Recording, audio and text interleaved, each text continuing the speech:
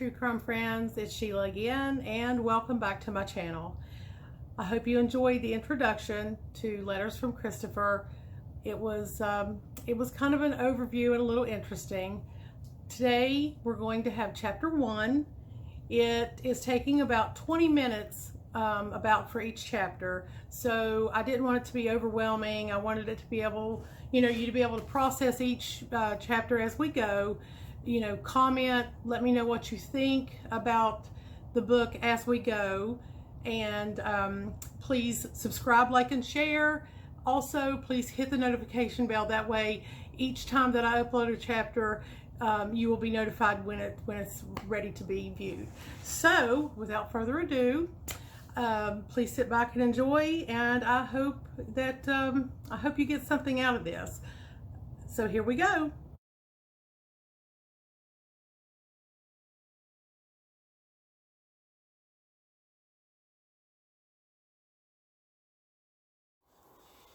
Letters from Christopher, Tragic Confessions of the Watts Family Murders, Chapter 1. I took a deep breath before writing my first letter to Christopher, fully aware I was about to step into something like I had never seen or heard before. I knew life would not be the same for a very long time, if forever. When you hear the account play by play from the murderer himself, it does something to you. Soon I could see the only thing more surreal than writing a familiar murderer is reading the letters he writes you back.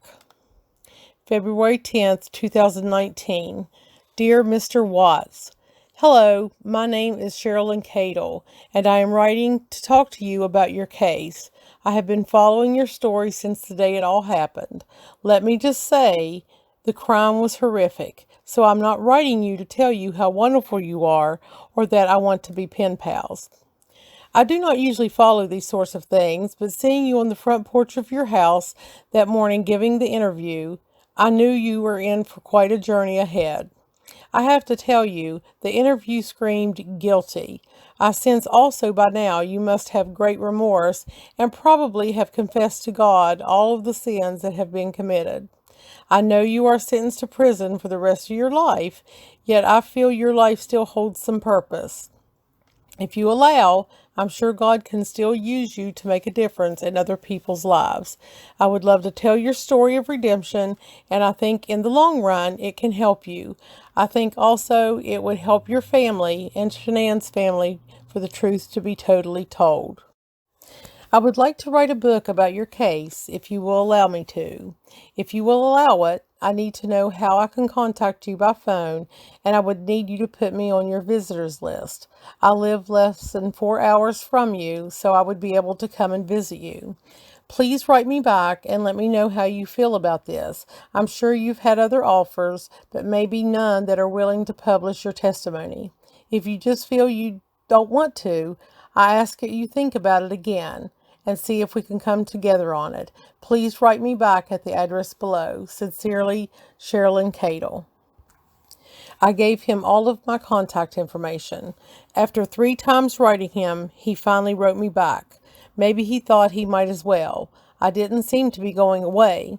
He liked what I had to say, that he could still have a purpose for his life and help others. After a few back and forth letters, he agreed to writing a book with me. He told me he had many other offers from others to write a book, but he was not the least bit interested. So, when he read my letter, the first response he had to himself was, nope, but he kept feeling like God wanted him to respond to my letter. He said, when God tells you to do something, well, you better do it. All of Christopher's letters in this book are written word for word as he wrote them. I left in all misspelled words and typos. March 14th, 2019. Hello, Sherilyn. I'm sorry I haven't written you back when you wrote the first 2 letters. You have to imagine I'm very skeptical about who I write back, and when I saw you wanted to write a book, I said nope. Although this letter you just sent me felt like God was giving me an ultimatum to write you back. I'm not sure why exactly, because I have turned several other journalists and authors down. When the FBI and CBI came to prison to speak with me, I had no idea they were coming. I felt like it was God telling me to clear my wife's name since so many people were confused about what happened. And well, if God tells you to do something, you do it. I'm currently on protective confinement since this last media storm, so I'm limited on telephone use and everything else. Corresponding by mail is our best bet for now. Thank you for the Bible. They weren't supposed to let me keep it, but they did.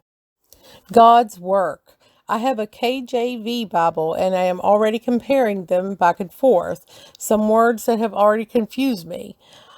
I like the idea of telling people how I came to my faith, how God can turn any pain and suffering into bringing something new to be born and recognized when something evil takes a hold of your life. We are attacked all day long, and if people can learn to rest in His peace, joy, and love, a lot would change. I couldn't keep the self-addressed envelope you sent me, not sure when that rule might change. I will do a book with you if you for sure will be willing to give me a chapter where I can tell about my forgiveness and coming to faith, so maybe it will help someone else not to take the path I did. If I can help even one person, it would be worth it. I hope this letter finds you in good spirits, and I will close with one of my favorite scriptures. God bless, Chris. And he said unto me, My grace is made sufficient for you, for my strength is made perfect for weakness. Most gladly, therefore, I will rather glory in my infirmities, in reproaches, in necessities, in persecutions, in distress for Christ's sake. For when I am weak, then I am wrong. 2 Corinthians 12:9 and 10. After he wrote the first letter, he started to feel maybe I had changed my mind because I didn't get back with him quickly enough. After all, he had ignored me at first. One day I received a call from Cindy Watts, his mother. She said it was very important to Christopher that she call me and tell me he had written me back, that he did want me to write a book with him about his story and the things he has not told until now. His mother told me she had begged him to fill in the missing pieces for her. She said he told her when she reads the book, she will understand. Cindy Watts told me of the struggles they have had since the day of the murders. I could hear pain in her voice when she spoke of how her son she had raised and loved was just never capable of such a horrific thing. They have come against some big challenges trying to stay out of the media's eye, and YouTubers continue to call and harass them. She said they are hated because their son did this, but never would they be okay with what happened. She thanked me for speaking with her and told me to please call her any time. I found her pleasant, but obviously a broken person. I hung up the phone wondering what I was getting myself into. People have been so hard on them, and it obviously shows, wondering if I would be coming up against some of the same because I am writing with and about a murderer who was hated by so many. We wrote back and forth a couple times. Then his mother sent me the papers to apply to be put on his visitors list. The inmate has to request for a person to apply. Without that, a person cannot even apply to be put on the visitors list. I had to go through a background check, and when I was cleared, I was allowed to visit Christopher. I visited for the first time April 5th, 2019, right after everything came out to the FBI. I had never been to a prison before, and I was a little intimidated, I must say. The building is huge and very well kept on the inside. A tidy green lawn sprawled out around the building about 2 blocks square. The prison sits right downtown in the heart of a little neighborhood. Across the street on both sides are little modern, Midwestern craft-style homes. Sidewalks and big old trees line the neighborhood, although old, very trim. As I walked into the building, I noticed to the public eye everything was clean and orderly. The staff was matter of fact, but helpful and not rude at all. Once I passed through the metal detector, they put a stamp on my hand. At that point, I walked through a series of 7 locked doors and walked a total of about a quarter of a mile outside to get to where Christopher lives. They seated me in a visiting room where the walls were lined with vending machines. The only chance for the inmates to get a taste of something on the outside is when the visitor brings quarters with them for vending machines and buys the inmate a drink or snack. I don't know if the feeling dulls, but they crave for a taste of food that is not prison food. I was told to have a seat and Christopher would be there shortly. Because of being in protective confinement, for him to see a visitor, they had to bring him through an area called the hole. Therefore, the hallway unit had to be shut down, or what they call lockdown, and the other prisoners don't like that. Christopher says it's stressful being brought from his cell through that area. I noticed just being brought from his cell to the visiting room, he was shackled at the ankles and handcuffed. He was handcuffed to the table once he was seated. 3 guards stood nearby. He explained once he is out of solitary confinement, he will not be shackled and handcuffed for the visiting room. Christopher seemed to take it all in stride. I think he was just happy to see me and have someone to talk to. At that point, other than the FBI, he had not had any real communication with anyone other than phone calls to his family since August 15th, 2018. I don't know what it looks like behind those walls, but for everything I could see, things in prison ran smoothly, but everyone stuck to the rules. There were a couple of times while waiting for Christopher that I could hear the inmates yelling and making a lot of noise. It struck me what a polar opposite it was. He had come from an almost palatial home where he seemingly had all that a person could want or need. Freedom being the most important thing we have, and all of the little things we take for granted, like picking out our clothes, choosing what we want to eat, getting into our car and going to a movie, holding the people we love, or just walking outside when we want to and are no longer afforded to, Christopher as an option for his life. I can't help but wonder if Shanann didn't feel that darkness that had come over him. Christopher says she was very unsettled during that week before, and I'm sure she thought it was marital problems they were dealing with. However, her husband was planning on killing her. When I first met Christopher, the only thing that was recognizable was his voice. He looked absolutely nothing like he did during the interview on his porch or during the sentencing. During the sentencing, he looked on through shuttered eyes, looking as angry as a person could, yet still hanging on to himself. He said later he just wanted to run and bang his head against the wall. That day at the prison, I could tell you he had been through a lot. He gives account later in the book some of the things he has gone through. He immediately explained when the FBI came to the prison to meet with him on February 18, 2019. They did not tell him they were coming intentionally. They told him they did not want to put stress on him. Perhaps they didn't want to give him time to think about what he was going to say. He resented that unannounced visit. Because of that, he did not tell them everything they might have wanted to know. He had already pled guilty, was in prison for the rest of his life, and really didn't owe them anything. What he was to tell me will not change anything legally or make a difference in his conviction, but some of it will hurt the people who love Shanann and his girls. He felt like God prompted him to clear Shanann's name. Since there seemed to be confusion by some that she killed the girls, he said something hard for him to deal with was blaming her for the killing of the girls.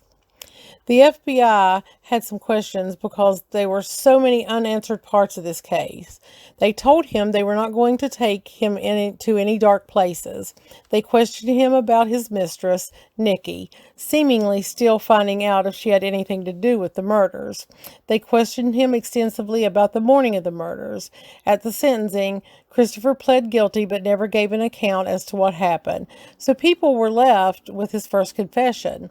In his first confession, he told the police he killed Shanann because he caught her killing the girls. Although most people did not believe Shanann would kill the girls, he didn't tell even his family anything differently. Then, when the FBI came to see him, he seemingly was burying his soul. He told them in great detail how he strangled Shanann, then took her body to the oil field and buried her. Then he smothered each of the girls with Celeste's blanket and put their bodies down the oil batteries. Later in this book, you will read Christopher's letter where he confesses the real truth, which is an extension of what he told the FBI. He left some very gruesome details out when he talked with the FBI.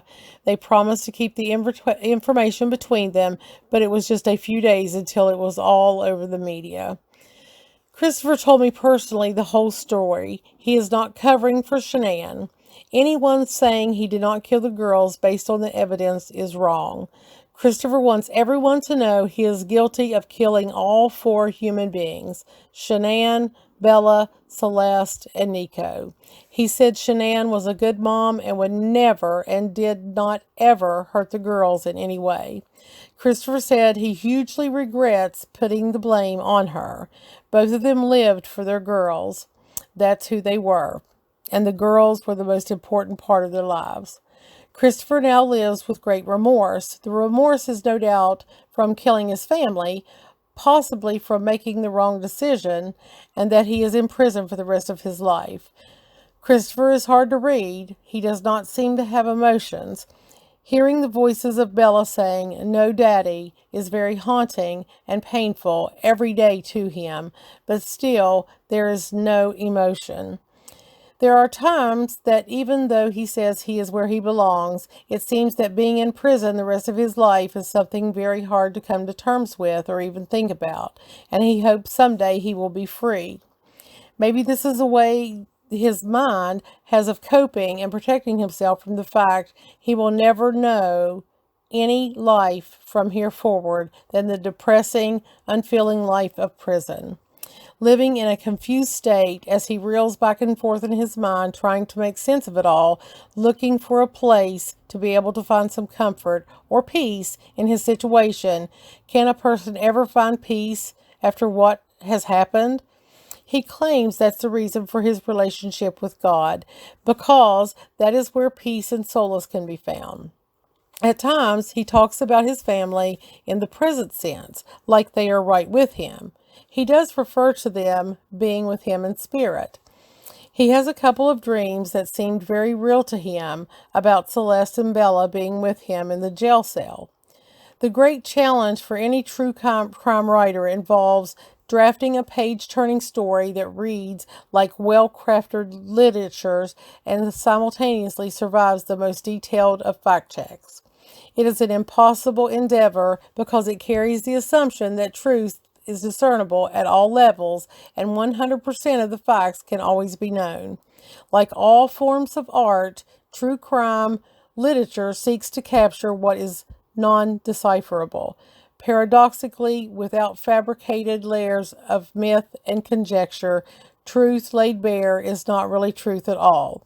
We are at the mercy of the killer to tell what is deep in his mind and hope he hasn't kept some of the truths hidden where we can't know them.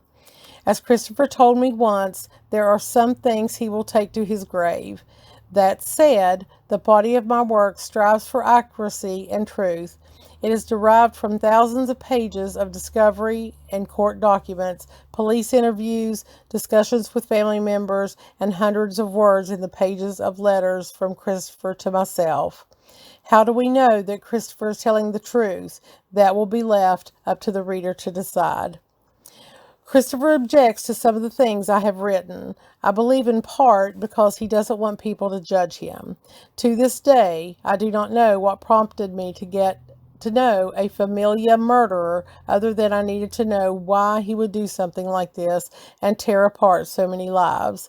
How did an innocent child grow into a killing, evil monster? I needed to know what made this man tick. Why do we live in a world where so much evil exists? This story does not need embellishment.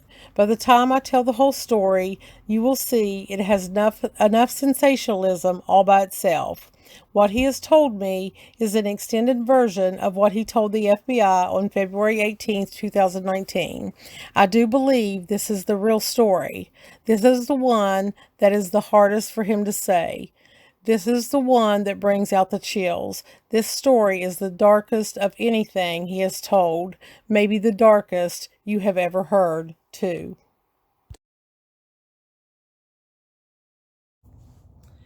Well, there you have it. There was chapter 1. I hope you found it as interesting as I did. Quite a little bit of teasers in there, it looks like, from the subsequent chapters of the book. So please give me your comments, your thoughts, your opinions. Please subscribe, like, and share. I would appreciate that.